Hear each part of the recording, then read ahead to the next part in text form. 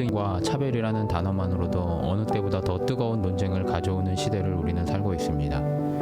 탈근대를 지나면서 탈권위 시대로 바뀐 세상을 살고 있기 때문입니다.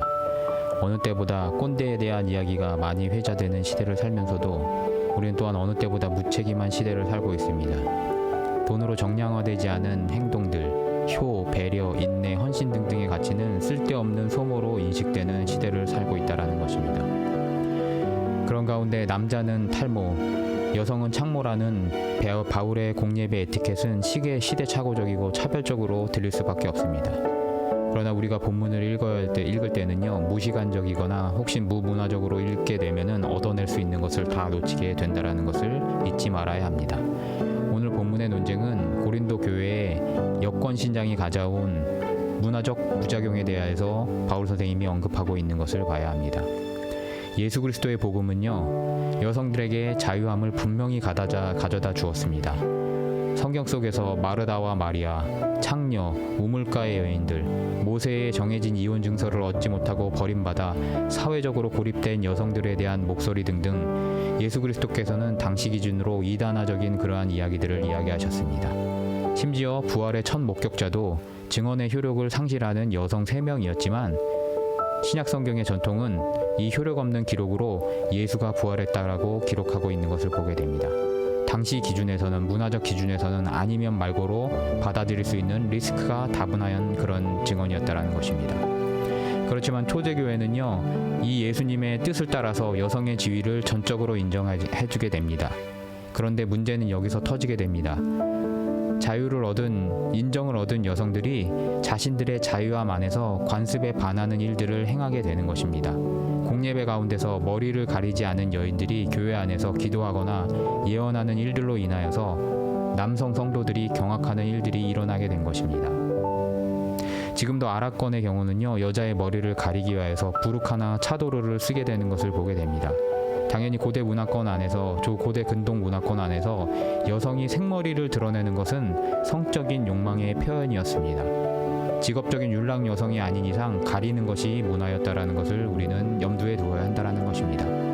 반대로요, 남성은 머리에 무엇을 쓰는 것을 수치로 그렇게 생각하였습니다. 사무엘 하에서 다윗이 압살롬을 피할 때 머리를 가리웠다라고 이야기하는 것은 눈에 띄지 않기 위해서 변장한 것이 아니라 아들에게 당한 수치를 나타내기 위해서 자신의 수치 상태를 나타내는 가리움이었다라는 것을 우리는 봐야 한다는 것입니다. 또한 우리 문화권에서도 똑같습니다. 구한말 선교사의 사진들을 보게 되면요, 아이를 낳은 여성들이 저고리 앞섬을 열고 가슴을 내놓고 다니는 그런 사진들을 많이 발견하게 됩니다. 당시 서양 사람들도 경악했고요, 현 시대에 우리가 보기에도 어색하지만 당시대에는 인정되는 문화였다라는 것입니다. 그러나 요즘 패션 트렌드가 이렇게 변하면서 살살 언더부비라고 하는 여성의 밑가슴을 드러내는 그런 의상들이 유행하는 것을 보게 됩니다.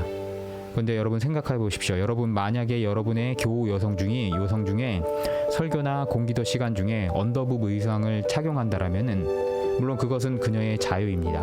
그렇지만 그것으로 인하여서 예배에 집중해야 하는 남성 성도들이 시험에 빠지게 될 수 있다는 것에 대해서 우리는 동일하게 고려해야 한다는 것입니다. 하나님과 예수 그리스도의 행하신 일을 묵상하고 찬양하는 자리에서 현란하고 적나라한 실루엣이 나타나는 복장은 종종 누구에겐가는 혼란과 불편한 상황을 초래해야 할 것을 우리는 염두에 두어야 한다는 것입니다. 그들을 위하여서 우리의 자유함을 절제할 줄 알아야 한다는 것입니다. 바로 바울의 고린도 교회에 머리에 착용하는 문제가 이 문제와 똑같은 문제라는 것을 우리는 문화 안에서 바라봐야 한다는 것입니다. 동일한 기준으로요, 남성 성도도 절제함 없이 아무데서나 큰 소리로 자신의 남성성을 과시하는 행동도 마찬가지로 우리 교회 안에서 절제되어야 할 것입니다. 이러한 문제들에 대해서 바울은요, 이렇게 이야기합니다. 창조 질서를 예시로 들면서 머리에 너울을 쓸 것을 권면합니다. 여성의 기도와 예언은 자유롭지만 문화상 관습상 덕이 되게 자신의 자유를 굽힐 줄 아는 것이 교회 안의 성도의 도리임을 말하는 것입니다. 여기서 우리는 하나님, 그리스도, 남성, 여성 순으로 순차적으로 쓰여져서 이것을 무슨 열등함의 등급으로 오해하기가 쉽습니다. 그런데 그렇지 않습니다. 예수께서는 하나님보다 열등하지 않으십니다. 그러나 영적인 질서가 있듯이 동일하게 남성과 여성도 서로 열등하지 않은 동등한 피조물이지만 그럼에도 불구하고 순서와 질서가 있다라는 것을 예시하는 것입니다. 이 구절로 인하여서요, 여성의 억압의 근거가 될 수 없습니다. 다만 문화적인 그리고 관습적인 것을 고의로 파괴하여 타인에게 거치는 돌이 되어서 공동체의 권덕을 깨는 현상은 현대교회에서도 절대로 피해야 할 그런 문제라는 것입니다. 사랑하는 성도 여러분, 예수께서는 우리를 죄로부터 해방하러 오셨습니다. 그러나 그것은 영적인 해방이지 레볼루션 혹은 무력혁명은 아니라는 것입니다. 교회의 질서의 문제는 삽바 싸움이 아닙니다. 질 좋은 예배, 누구도 불편하지 않고 만족하는 예배, 이 땅의 천국의 모형을 예표하는 예배를 위해서는 우리는 타인의 신기를 거스르지 않고 협조하는 것으로 우리의 참된 신앙을 드러내야 하는 것입니다. 삼일체 하나님께서는요, 모든 만물보다 뛰어나신 세 분이 서로 분열함 없이 다툼 없이 일체가 되셨음을 삼일체를 통하여서 우리에게 보여주셨습니다. 그것이 삼일체의 신비의 정수입니다. 그리고 그의 교회된 우리와 성도들도요, 그 본 보이심을 따라서 자기의 잘남을 죽이며 남을 세우며 서로를 끌고 나가는 삼일체적 공동체를 실현하는 우리 공동체 되었으면 좋겠습니다. 그것을 기도하면서 오늘 말씀을 마치도록 하겠습니다.